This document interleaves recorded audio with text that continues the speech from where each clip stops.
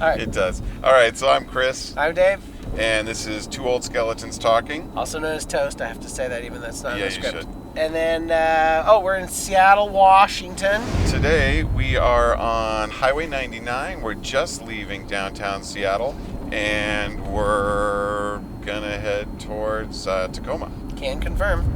All right. All right. So, what's our topic today, Chris? Well, today's a mystery topic forwarded by my wife, and you've got a piece of paper there. I see it. It's up here. What do we got? I'm gonna open it up.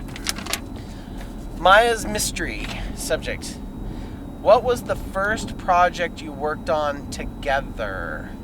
God, I was trying to think of this the other day. Like, I don't actually remember ever meeting you. I just have always known you, Okay, well, let's see. You have a better memory than I do about this stuff anyway. So. Yeah, that part we can figure out easy, because I went up to go to Cornish in '85, and you were in Alaska that year. So we would have met in '86 when you came back to school. Somehow I found out that you knew more about video than I did. So when I was going to make my video for my senior recital, I said, can you make videos that goes with these 4 songs as 4 different themes? Did you work on my senior project? Yeah. T.O.S.T Machina? Yeah. Okay, so then that was a year before that. So we had obviously worked together. Right. So we worked on that together. But I'm still thinking that there was something in which, did you have video on T.O.S.T Machina? No, you did music for T.O.S.T Machina. Yeah, but I didn't remember. No, if I you didn't had do any video. Okay. I do remember this, though. This is one of my favorite moments. When we were first, relatively new to each other. I had also lit your my junior recital. Junior recital. Yeah. You're preparing to play, and you stop and you get up. This is how I remember it. You walk around to the side of the piano facing the audience, and I had lit it with a blue light. And you looked at the curve of the piano, and you said something like, to the audience, you said, "Isn't this nice? Dave lit this," right? And then you turn around and you sit back down again and you play.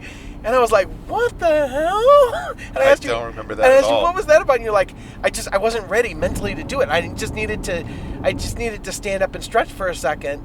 And so I stood up and I saw the light and I thought I would just say that. And then I was ready, and then you sat back down again. But I remember going, what is he talking about? I have no memory of that. I totally remember that. So, let's see, what was our first big project, though? I don't think we really big projected it until you came back from ART, because you had started doing big Halloween projects at that point. I disagree with you, because I think that the strobes were a pretty big project. Oh, I guess everything in Intamin, I just totally wiped out all of Intamin, didn't I? Yeah, you sure did.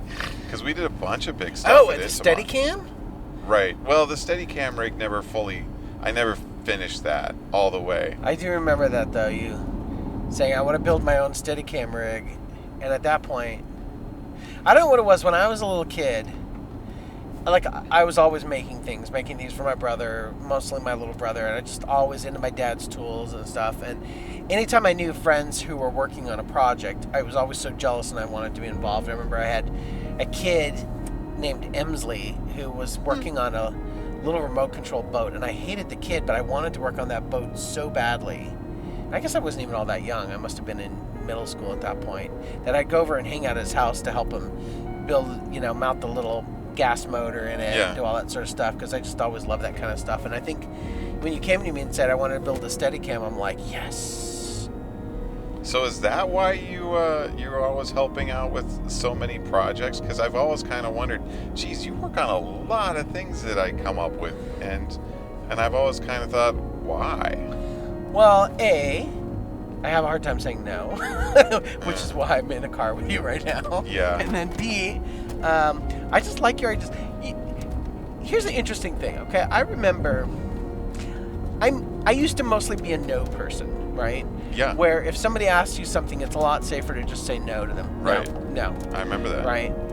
And I remember sitting in a production meeting with you at Intamin where I think I was maybe the TD at that point, and we were talking about something, and they said, well, this is what we want you to do. And I remember in my mind, I said, that's ridiculous. That's utterly ridiculous. And the words no were forming in my mouth, just as you said, yeah, we could do that.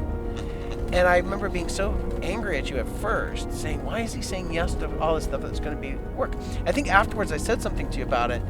I said, man, I was ready to say no, and you said yes, and then we were committed. And I think you said something like, life's a lot more interesting if you say yes to things. Oh, that sounds very clever. I don't remember saying it at all, but thank you. And then I remember that we got involved and we continually started getting involved in fun things, like rappelling up the side of a wall. Yeah. Building Tinkerbell, building the strobe project, because you would say yes to these things instead of saying no, right? But now, I'm not kidding you. It's in my syllabus when I teach that I subscribe to the yes philosophy, that if somebody comes and asks us to do something, it's a lot more interesting to say yes to them than to say no to them. It's harder. Yeah, it's frustrating at times, but... And so that's an important thing that I've learned from you. And so... and life is a lot more interesting to say yes to your projects rather than saying no to your projects. As much as sometimes I just am busy with my own stuff, it's like, yeah, my life's a lot more boring without doing kind of the crazy things. And now we have all these awesome stories of these crazy things that we've done. That's true. Because you think of really, really crazy ideas and you don't edit yourself very well. Where you say no and then you think of how you could do it, and then no becomes yes, and then usually you present it to me.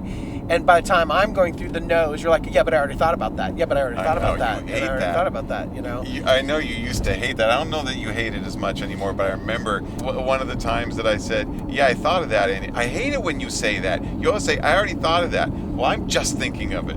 Yeah, but that's the thing, is because by the time you've run the idea past me, you've already edited it. I'm sure there's 1,000 ideas that don't make it past your discriminating process that you never even tell me about because you can't get past the reasons on how to solve this, or this. So by the time that you've decided, okay, I think I've worked through enough of this to present it to Dave, is now when I'm going through, yeah, but how about this? How are you going to get that to stand up, right? All right, I already thought about that. We're going to do this, right? You know, so.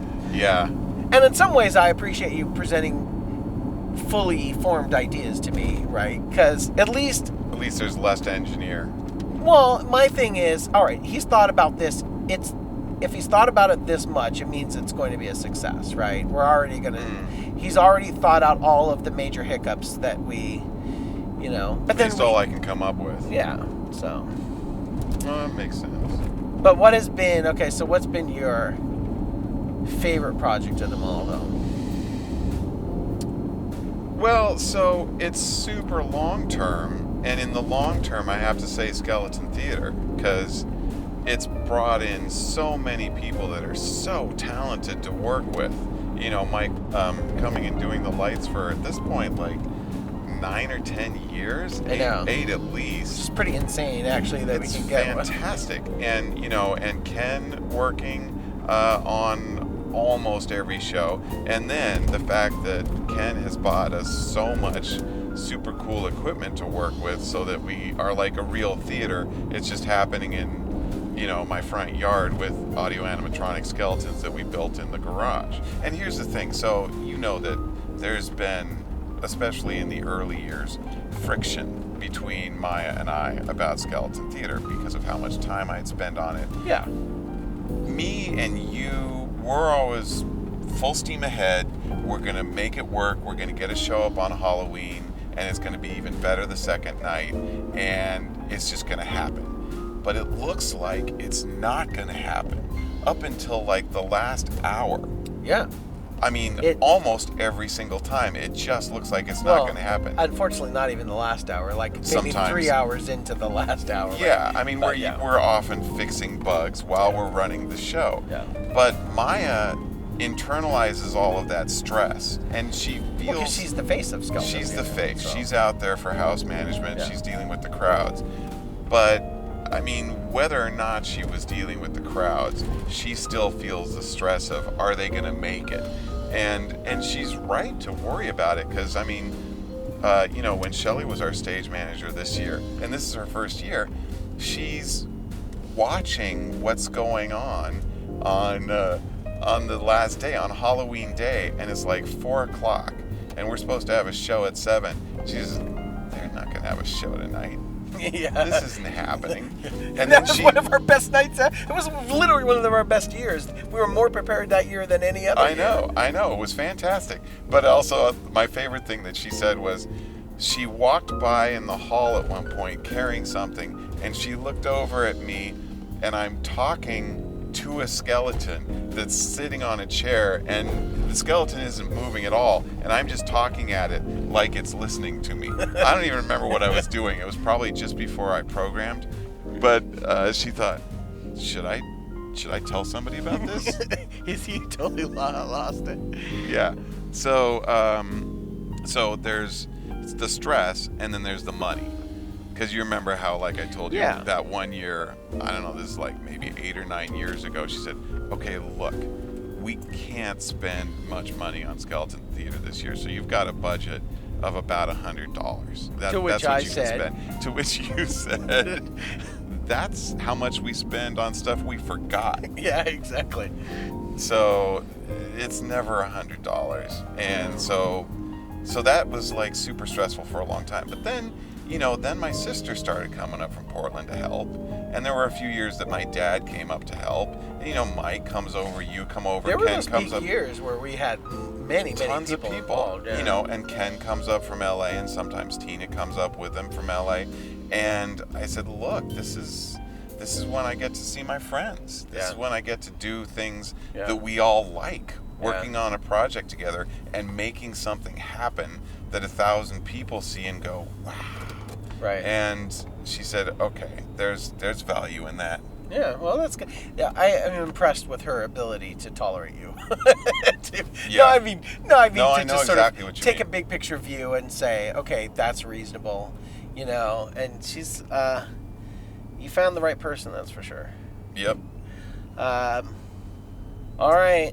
Anyway, so those are some of the projects we've worked on and things about projects. I think we can put that one to bed. Righto. Later. Later.